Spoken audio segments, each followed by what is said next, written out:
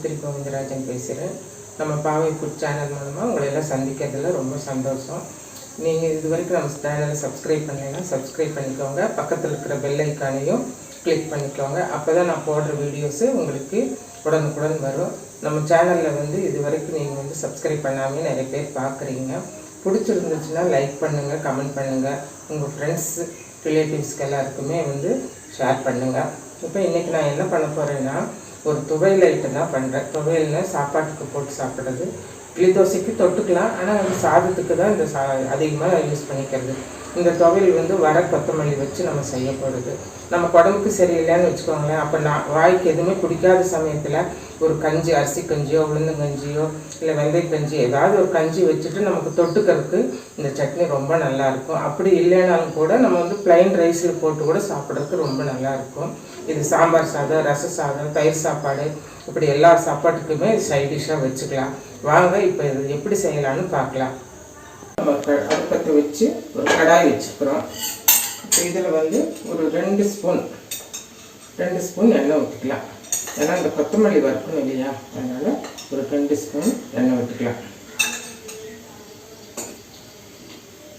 எண்ணெய் காஞ்சதும் நம்ம ஒரு 1/4 கப்பு மெஷரிங் கப்பில் ஒரு 1/4 கப்புக்கு கொத்தமல்லி எடுத்துருக்குறோம். அந்த கொத்தமல்லி இது கூட சேர்த்துக்கலாம்.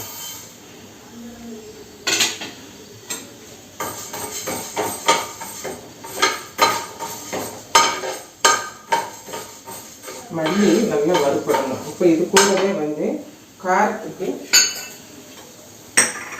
நான் ஒரு 8 மிளகா போட்டிருக்கேன். உங்களுக்கு காரம் எப்படியோ அதுக்கு தகுந்த மாதிரி மிளகா ஆட் பண்ணிக்கோங்க. அது கூட கருவேப்பிலை. இதை நம்ம கருகாமல் வறுக்கணும். மீடியம் ஃப்ளேமில் வச்சுக்கலாம். தீ கொஞ்சம் கம்மி பண்ணிவிட்டு மீடியம் ஃப்ளேமில் வச்சுட்டு வறுக்கலாம். இது நல்லா வறுக்கணும். நல்லா பொரியிற அளவுக்கு நம்ம வறுக்கணும். நல்லா மல்லி பொரிஞ்சாக்கும் டேஸ்ட் நல்லா இருக்கும். ஆனால் அதே சமயம் நம்ம கருவேப்பிலை விட்டுக்கூடாது. கொஞ்சம் ப்ரௌன் கலர் வந்ததும் நம்ம இது கூட தேங்காய் சேர்க்கணும். நம்ம தேங்காய் மெஷரிங் கப்பில் ஒரு 1.5 கப் எடுத்திருக்கேன். இப்போ மல்லி கொஞ்சம் அப்படியே கலர் சேஞ்ச் ஆகி வருது. இப்போ இந்த டைமில் நான் மெஷரிங் கப்பில் இந்த கப்பில் நான் உங்களுக்கு 1/4 கப்பு எடுத்தேன் இல்லையா, இதே மெஷரிங் கப்பில் 1.5 கப்பு எடுத்துக்கிறேன் தேங்காய். இந்த தேங்காயும் நம்ம என்ன பண்ணணும்னா கொஞ்சம் அந்த ஈரத்தன்மை போகிற அளவுக்கு வறுத்துக்கணும். ஏன்னா அப்போ தான் நம்ம வச்சுட்டு இருந்து ஒரு 2 நாள் 3 நாள் ஃப்ரிட்ஜில் வச்சு கூட நம்ம சாப்பிட்லாம், கெடாது. சும்மா ஒரு 10-20 செகண்ட் நம்ம அதை வறுத்தா போதும். கொஞ்சம் லேசாக வதக்கி விட்டால் போதும்.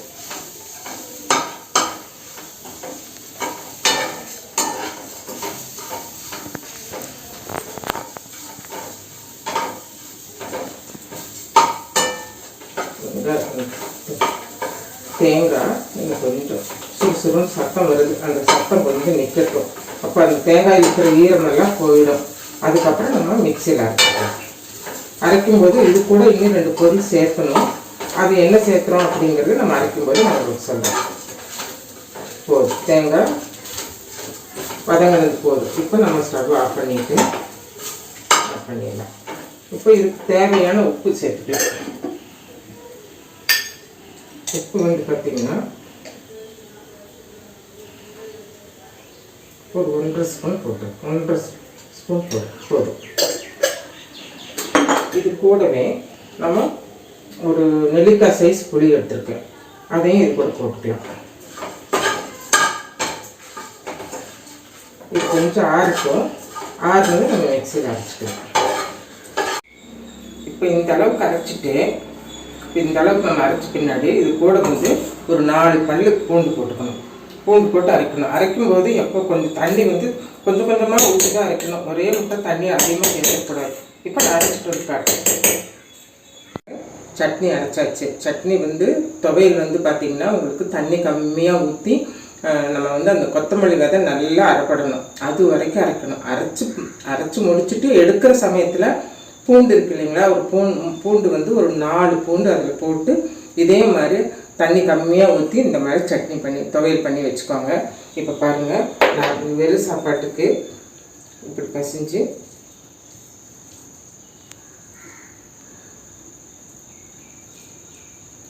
இப்படி சாப்பிட்டீங்கன்னா ரொம்ப நல்லா டேஸ்ட்டாக இருக்கும். இதே சாம்பார் சாப்பாட்டுக்கு தொட்டுக்கலாம், ரச சாப்பாட்டுக்கு, தயிர் சாப்பாட்டுக்கு, கஞ்சிக்கு ரொம்ப ரொம்ப நல்லாயிருக்கும். வெறும் சாப்பாட்டுக்கு அதை விட ரொம்ப நல்லாயிருக்கும். இதே மாதிரி நீங்கள் ட்ரை பண்ணி பாருங்கள். இதே அளவுகளோட நீங்கள் செய்து பார்த்துட்டு உங்களுக்கு பிடிச்சிருந்தா கமெண்ட் பண்ணுங்கள். அதே மாதிரி உங்களோட ஃப்ரெண்ட்ஸு, ரிலேட்டிவ்ஸ் எல்லாருக்குமே ஷேர் பண்ணுங்கள். மீண்டும் ஒரு அடுத்த வீடியோவில் உங்களை சந்திக்கலாம். நன்றி, வணக்கம்.